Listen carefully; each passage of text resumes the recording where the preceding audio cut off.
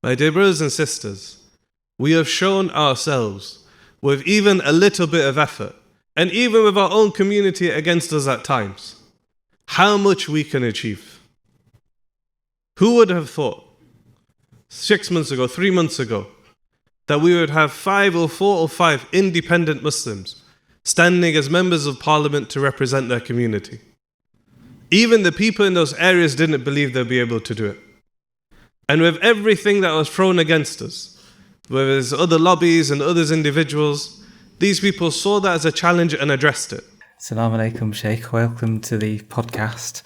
So we're going to be discussing your wonderful khutbah that you did today about being proactive and how to be a shepherd rather than a sheep and making your own decisions. So you mentioned in the khutbah about having a work-life balance. So what advice would you give to someone who's really struggling with making time for their family, but they're really heavy in work? What advice could you give them? Yeah, firstly, welcome to everyone who's listening in or watching in. I think the first thing you have to understand is what's got them to that position. So for a lot of people, what happens is that you have a huge amount of sort of living costs that then dictates for you that, okay, well, I need to go out and earn X amount to hit these living costs. And sometimes, we're not just talking about people just having food and being able to eat during the day or having a roof over the head. This happens even with people that are sort of high earners, and they just sort of their lifestyle outgrows their living, and they exponentially keep doing that. So even from the outside, it's like, this is someone who's got a fantastic life and they must have all this leisure time, but actually they're doing a huge amount of work to try and maintain that position. And sometimes it's a case of looking to someone in that position and saying, look, just stop, take a breather. How much of this do you actually need? And if you were to lose some of this, what would it actually mean to you practically? And also in the process, could you reorientate that and gain a lot more? And sometimes that could be big decisions, like do we move home to another area? Therefore, most people's biggest living cost is their accommodation. Could it also be smaller lifestyle things that are really building up? So looking at your actual, take 3 months of your bank accounts is the easiest way, and then just a catalogue what you spend on each type of thing, like food and going out and entertainment and groceries and so on. And then you can start to, once you see the problem in front of you, you can start to proactively tackle it. And because sometimes it's very easy to, I said in the khutbah, to just get dragged along. Many of us, we have all these TV licenses and Sky News and 4K sports and all of that, and it's great and it's downtime, but equally there's a cost that comes with it. And actually, is that the best way to spend your money? And I think sometimes because everyone's doing it, you just channel down that path.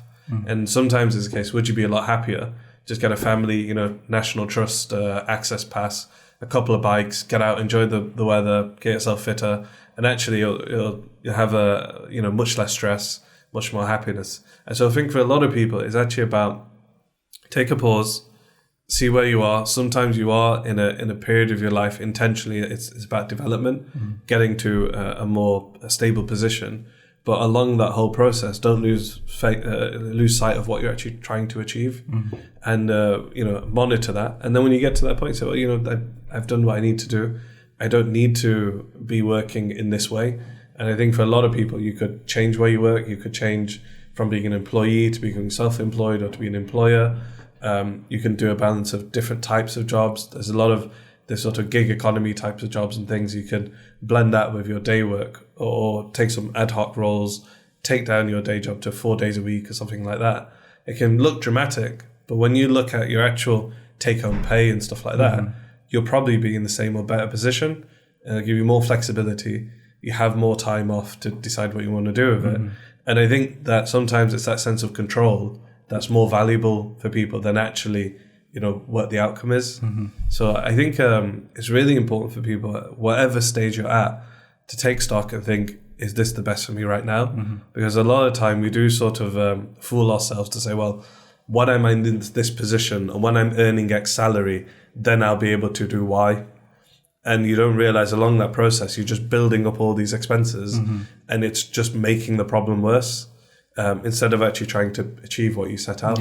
And so I think that is really important for people. It doesn't matter where you are, you're a graduate, you're a full-time worker, otherwise, understand where you are, have a plan for where you want to get to, but don't lose sight of what your actual goal is, and don't turn into sort of 7 days a week as purely just for earning, unless the job you're doing or the work you're doing has some altruistic or other value that you're bringing to society, community through that, then that's different. But I think for a lot of people, they're just doing jobs purely for the sake of earning, covering their expenses, and at the same time dramatically increasing their expenses. Yeah. That was really, really well explained points there you've made.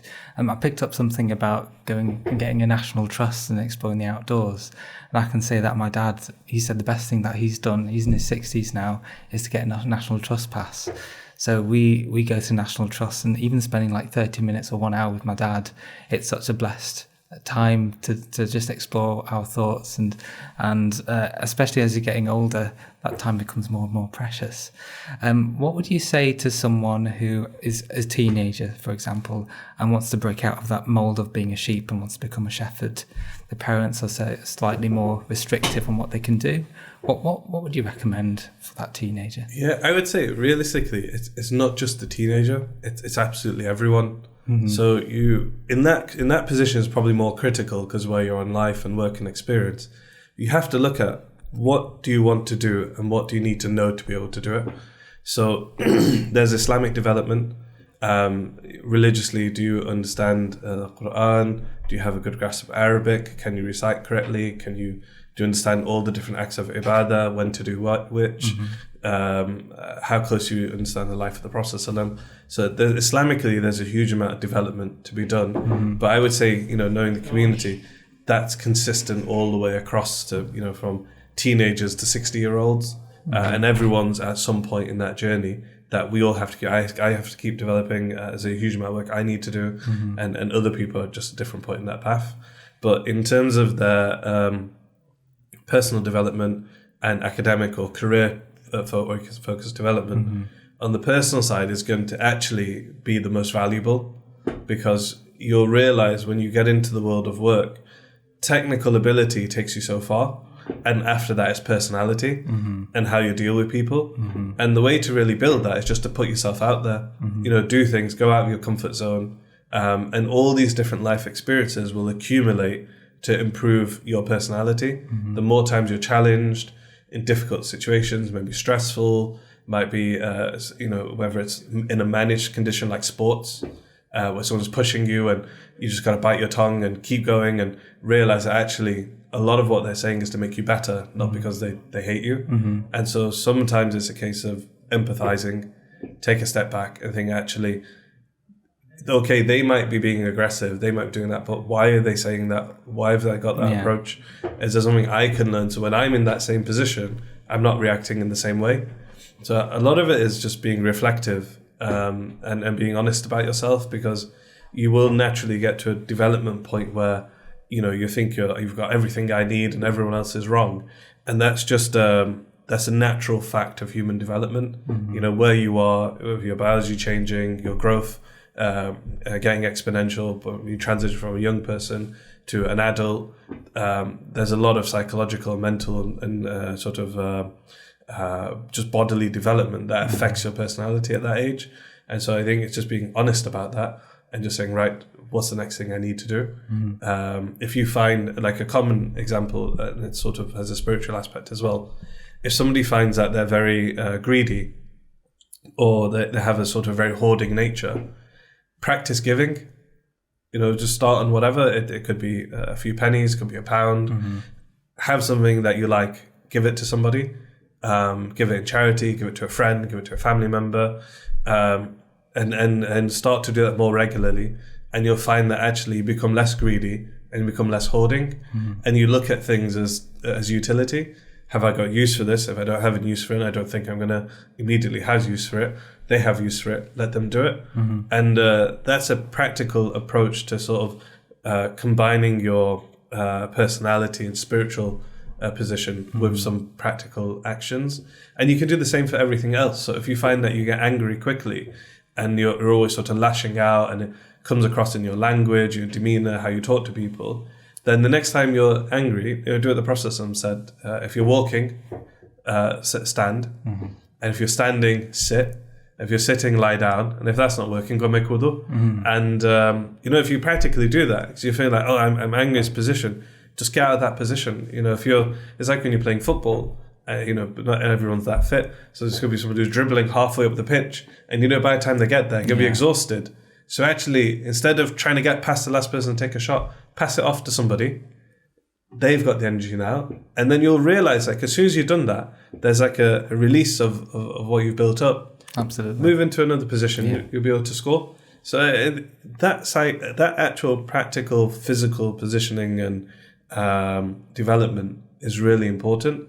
And you have to sometimes put yourself in that position, or you will be in those positions, and then take some action, take yourself out of it. And then you'll find naturally, the next time you're in a position where somebody's making you angry, suddenly, actually, I'm not getting angry. And actually, I'm able to empathize with why they're getting angry, because I used to be like that. And you'll find that actually, responding with being polite, responding with being reasonable, actually gets you a better outcome. You might not always see it in that moment, but you'll realize other people who saw that happening, they realize what's taking place. And so down the line, they're like, I think you'll be really good to work with because you've got great personality, or I saw that, people can push you and test you and you're not going to fall over, or you're not just going to give in to what someone's saying, but you'll respond. And a lot of people in business see that. A lot of people in the workplace certainly see that. And also outside of that, people see that character. So don't think it's it's lost and you've always got to be competitive and argumentative to sort of win. Sometimes everyone sees what's going on, and they see the other person as being completely unrealistic, unreasonable. Just let them say what they're going to say. And then when you step out of that, more times than not, they'll have a quiet word and you say, oh, do you know what? So-and-so is being a bit silly, or they're talking about all this stuff and they're not really sure what's going on. And so that affirms for you that what you did was the right approach, and you'll do it the next time. So I think sometimes a lot of this is taking account of what's going on in that moment, and then practicing things like patience, practicing things like being polite, about being courteous, about managing your speech. And there's other occasions where sometimes aggression is actually needed. You'll come across in life that there are certain people, they are very aggressive and sort of very imposing. And with certain of those people, the way to deal with them is to respond in kind. And I'm not saying to be physically violent, but sometimes letting them know that they can't just dominate you will give them a boundary.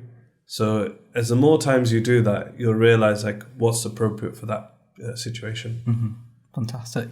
So you touched upon dealing with criticism and being more reflective, and that can make you sort of take it on board a bit more easily. How important is, say, resilience in Islam and sort of bouncing back? Because sometimes Muslims at workplace, even family relationships, when they get criticism, they can go into a shell and be quite quiet for some time. What would be some other advice other than be patient? Yeah, I mean, it throws me back to architecture school. In sort of every 2 weeks, you have this crit process. So you do all your design, you put your heart and soul into it, and all your sleep and everything. And then you put it on a wall, and you have this team of architects and tutors, and they just completely tear it apart. What were you thinking, and what was your ideas? And actually, it's all very constructive. It's about the work. It's not about you as a person. And so you start to mentally be able to disassociate. Well, that wasn't a great effort. I'll go back and put in a better effort, or I'll take on board what they're saying and the points they've made, and come back. And I might not adopt all of them, but there's probably some value in there. And I think if you're able to do that, when somebody gives you criticism, or even if they are being very aggressive and they are being very personal, just step back and say, okay, remove the personality from it. Why did they respond to what I did in that way? And what made them feel so offended? And if this is a person that normally doesn't do that, and then they have, maybe it's not just that particular instance, but a pattern of behavior from you. Maybe you've isolated them for a long time. Maybe you didn't actually set it up right. You didn't introduce it. And sometimes you can have very difficult and harsh conversations, but if you set it up right, it will take a lot of the anger out of the situation. You might have it going back to work where maybe you want to leave that workplace, but you're going really well with everyone. And so just before you're going to do that, say, okay, this is going to be really difficult, but this is what I want to do. Yeah. And just saying to someone, this is going to be really difficult, sets them all right.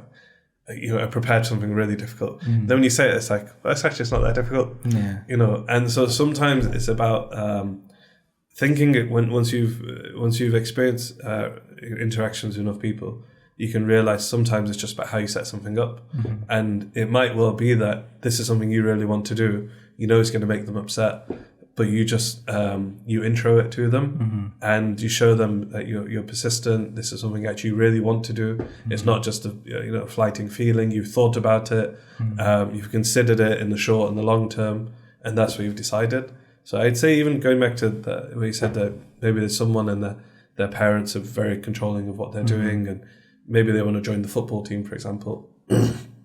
Just sit down with your parents and say, this is something I really want to do. I can have so-and-so come and take me there. Because their worry might be, actually, it's unsafe outside, And as a parent, I have 4 daughters, and that's always on the back of my mind. It's unsafe, but watching them.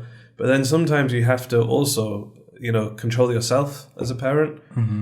We consume international media 24/7, and we start thinking our localities are like all the problems in the world. It's not, if you look at, crime statistics of your area, compare that to other areas and think for yourself, when's the last time, someone in your area that was harmed or something happened to? There might be 1 or 2, but like one every 2 years, one every 3 years, one every 5 years maybe. And just sort of, temper yourself and say, okay, I do want them to do that. Maybe I'll take them to the park and then they can do what they want there. Or I'll meet them at a certain point, and then, you've got some sort of monitoring, it's an Apple Watch or whatever, use this technology to your advantage. But I think sometimes it's a case of knowing that, you've got something you want to do, being resilient about it, and also realizing that you're not going to be perfect the first time. The first time everyone does anything, it's wrong. And taking back to Islamic position, if with the Prophet ﷺ, the first time he stood and proclaimed Islam, everyone told him he was wrong. You've wasted our day, maybe humiliated, all these sorts of things the Prophet ﷺ faced. He didn't say, oh, well, nobody's accepting it, let's just pack it in. I'll go back to the cave and, maybe I'll see the angel again. He kept going, he told the next person, and not just the Prophet ﷺ, even the other companions. You have to put it in a human perspective. They just heard this message, they're infatuated by it, they believe it to be the truth. They go back home, dad gives them a punch in the face, mum kicks them out the house, brothers beat them up, the cousins come around and beat them up. Some of them are tortured in their homes. All this stuff happens, and it's not like, okay, oh well, this is really tough, let's just give in. They had some resilience. They believed in what they're doing. They wanted to see it through, and they weren't going to be dissuaded just by a few temporary setbacks. So I think in our time, for our current generations, whether it's old or young, particularly our younger crowd, resilience is going to be the defining characteristic of someone. We see it all the time in the workplace. Young people come in, you give them a task and they just fold. And it's like, look, we know this is going to be difficult. You're on a development journey. But we're also looking at personality. Like I said, the most important thing in whether it's work or life is personality. And if someone sees that someone just folds and gives up, do you know what they start doing? They stop testing you. They just think, well, all they can do is that. So they'll just keep you in that position, and you would have to really push yourself to get out of it. And I think there's too many people in our community, too many people in our workplaces that they've come up against some resistance and they folded. And I'm not saying all resistance is correct. There's, some people abuse that, but certainly a good portion of it is healthy in terms of development. Take the benefit of that situation, and if you want to change workplace, you want to change other things, there's no problem with that. Move into something more cohesive, but don't just back down from a challenge because it's difficult. And also don't think that it's always going to be difficult. Once you've done it once, done it twice, done it 3 times, suddenly you find you can do it. And it's the classic example I always remember is, if you cast your mind back to when you did your sort of key stage 2s, that was the hardest thing in the world to do that key stage 2. But then as soon as you did your first key stage 2 exam and you went to do your key stage 3, you remember, actually, this isn't to do. And then when you look back at key stage, oh, that's so easy. Absolutely. Because now you test it, and then you finish that, and you did your, year 9s, and then your GCSEs, and your A levels, and your undergrad, and your postgrad, your masters, and dissertations. Each time you look back, If that's so easy, what was I so stressed about? Yeah. But the process is there to test you, and I think too many of us, yield in that because we feel it's stressful and so on. So I'm not saying all stress is good, but a certain amount of it helps you, and you just need to be able to manage it. So when it is getting too much, take yourself out of the situation, give yourself a breather, and you'll find if you do that and come back to it, you'll resolve it and find it much easier. Yeah, that reminds me of Formula One, where you've got the development and P1 first position and third position competing over milliseconds. And it's about how can they get this extra millisecond through a corner to be number one. And it's a bit like that, I suppose, isn't it? And sort of trying to find things that we can gain to improve our family life and work life. Definitely. A lot of it is like build yourself. That's the most important thing you can invest in. Yeah. Your education, your knowledge, your skill. But outside of that, the personality, and resilience is a key part of it. Honesty is a key part of it. Giving, being charitable is huge, massive personality characteristics that will help in your overall life, help in your life at home, help in your life at work, with the community. And actually you'll find that you're happier and things are going much better for you because of that. And so I think look at everything holistically. We're not sort of separate parts of an individual. We carry ourselves wherever we go. So look at that holistically. And sometimes it is a case that you've just put yourself into a bad position and you need to remove yourself and reorientate. And if you can take that reflection time and apply it to everything, you'll come up with a much better outcome. And sometimes it's not always about changing, sometimes it's about improving. I mean, I see a lot of things with families and marriages and stuff. And a lot of the time, it's about just improving your situation, better communication, better understanding, and actually you'll both be happier, and the whole family will be happier. But maybe that's what a podcast for another time, inshallah. And thanks to everyone who's tuned in and watched and listened in. Jazakallah. Thank you very much for your time, Sheikh. Thank you.